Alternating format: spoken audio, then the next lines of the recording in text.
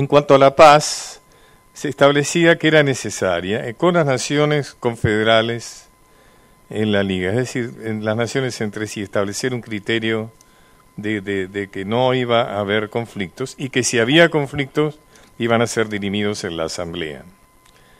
La paz también con las naciones americanas, que no estuvieran incluidas en la Liga, y también con la paz dentro de las naciones confederadas, y la idea de que las otras naciones podían intervenir para evitar la anarquía, que era uno de los grandes peligros, una de las grandes amenazas que vivían por entonces las revoluciones. Recordemos todas las guerras civiles de la Argentina, por ejemplo. En Panamá justamente se resolvió en el artículo 16, las partes contratantes se obligan y comprometen solemnemente a transigir amigablemente entre sí todas las diferencias que en el día coexistan, o sea, coexistan, o puedan coexistir entre algunas de ellas. En caso de haber, se llevará al juicio de la Asamblea. En los artículos 21 y 22, las partes contratantes se obligan y comprometen solemnemente a sostener y defender la integridad de sus territorios respectivos. En las partes contratantes se garantiza mutuamente la integridad de sus territorios. Y cuando estuvieran amenazados de afuera, bueno, ahí estaba el ejército de la Asamblea para intervenir.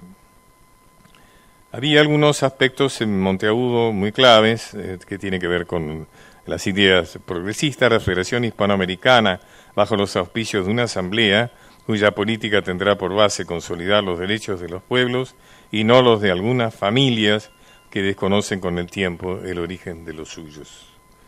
Es decir, una crítica a la desigualdad social. Monteagudo sabía, otra cosa que es interesante, el tema, por ejemplo, de la exaltación del libre comercio, lo dije recién, era de alguna manera la oposición al monopolio. Pero también hay una propuesta de libre circulación, fíjense, como en los tiempos modernos. En el artículo 23 de la Declaración de Panamá, decía: los ciudadanos de cada una de las partes contratantes gozarán de los derechos y prerrogativas de ciudadanos de la República en que residan, desde que manifestando su deseo de adquirir esta calidad ante las autoridades competentes, conforme a la ley de cada una de las potencias aliadas. El artículo 24 agregaba con cuidadosa atención: si un ciudadano o ciudadanos de una república aliada prefieren permanecer en el territorio de otra, conservando siempre su carácter de ciudadano, es decir, la dilución de la frontera, ¿no es cierto?, del país de su nacimiento, de su adopción, dichos ciudadanos o ciudadanos gozarán igualmente cualquiera de las partes contratantes en que residan de todos los derechos y prerrogativas de naturales del país. Esto me hace acordar a un extraordinario decreto de San Martín cuando gobernaba en Perú, seguramente también estimulado por don Bernardo de Monteagudo, donde decía: todo americano que esté a favor de la revolución es por naturaleza peruano. Decía peruano porque gobernaba Perú. Si hubiera gobernado Argentina, hubiera dicho argentino. Es decir, todo americano que estaba a favor de la revolución era peruano. Era colombiano, era venezolano. No había nacionalidades, había una sola nacionalidad, que era la patria grande. Esa era la idea de San Martín gobernando.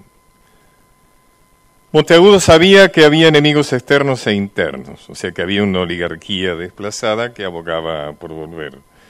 En su texto, en distintos momentos se habla del Congreso de Viena. El Congreso de Viena justamente fue el que se estableció la constitución de la Santa Alianza, que estaba a favor del absolutismo, estaba a favor de la restauración monárquica y era contrario a la voluntad popular. La idea del Congreso Anfitrión de Panamá era establecer principios absolutamente antagónicos a los del Congreso de Viena. ¿Qué pasó? ¿Cuáles son algunas de las cosas que fueron sucediendo, ¿no es cierto?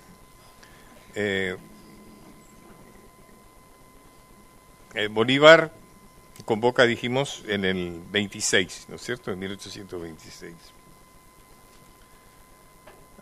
Perú contesta que sí, bueno, él está en el Perú. Colombia contesta que sí, Venezuela que sí, Guatemala, que de alguna manera es la denominación de la Unión Centroamericana, o sea, los países centroamericanos han logrado unirse, contesta que sí. Chile contesta que sí, pero no va.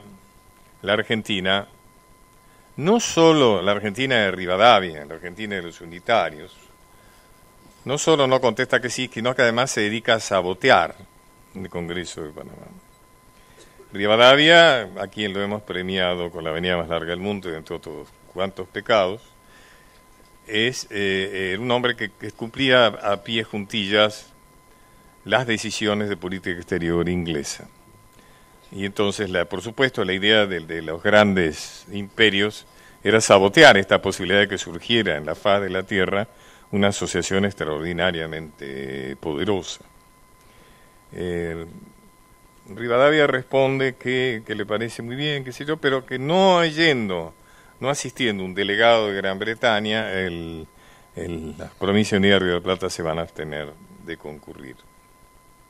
Justamente, recuerden que será la Asociación de Naciones Hispanoamericanas.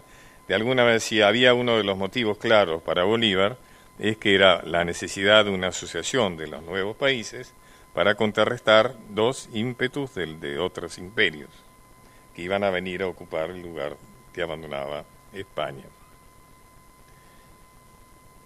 Y también Bolívar es traicionado por su vicepresidente, Santander, quien por su cuenta invita a los Estados Unidos de América. Bolívar no deseaba esto, protesta. Otras alternativas son, ¿qué está pasando en esos tiempos tan alborotados? Una cosa que pasa es el asesinato de Bernardo de Monteagudo. Monteagudo es asesinado el 28 de enero del 25.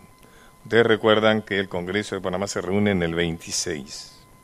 Monteagudo es asesinado en Lima cuando entra en Lima anticipándose a la llegada de Bolívar y es asesinado por un sicario que se llama Candelario Espinosa, en una muerte que sigue siendo un misterio.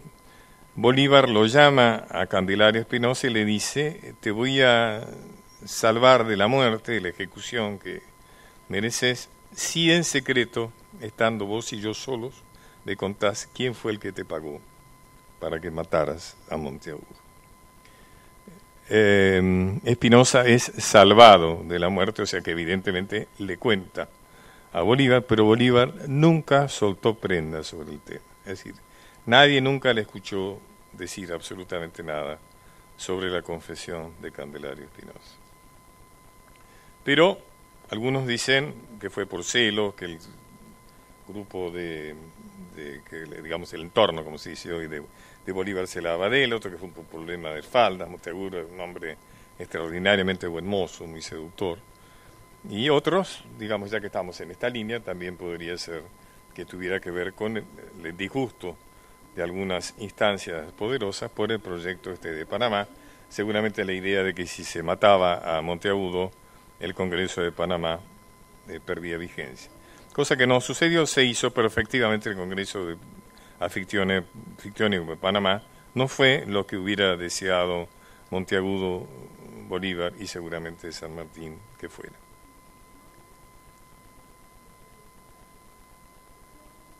No concurren Brasil, Argentina y Chile. Bolivia está recién saliendo de su... Decíamos, ¿qué tiempos, no? Fíjese, el 24 invita a Bolívar, el 26 se reúne el Congreso Afictiónico, que realmente tiene que ver con la idea, ya voy a terminar, de la unión de las naciones latinoamericanas, pero fíjense las cosas que pasan en esos tiempos.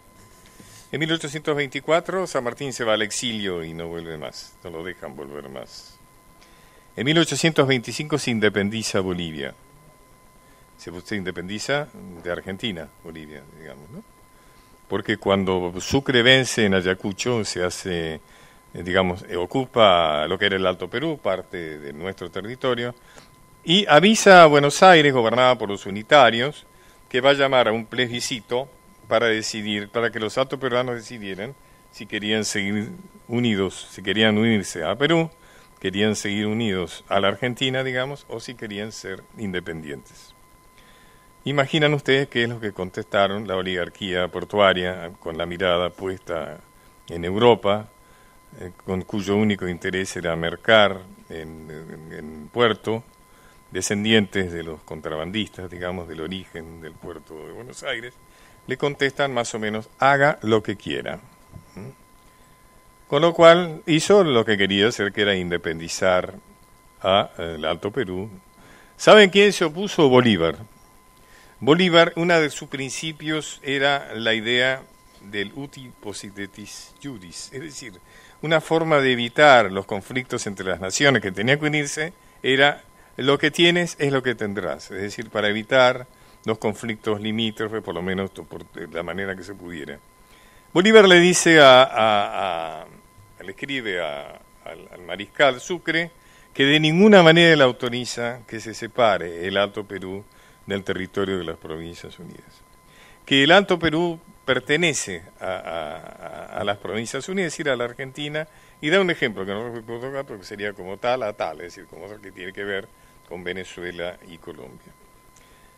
Sucre, además, ante la absoluta falta de reacción de parte de Buenos Aires, insiste con un argumento que aparentemente a cualquiera de nosotros hubiera a lo mejor convencido. Es que le dice a Bolívar, pero, estimado general, el país nuevo llevará su nombre.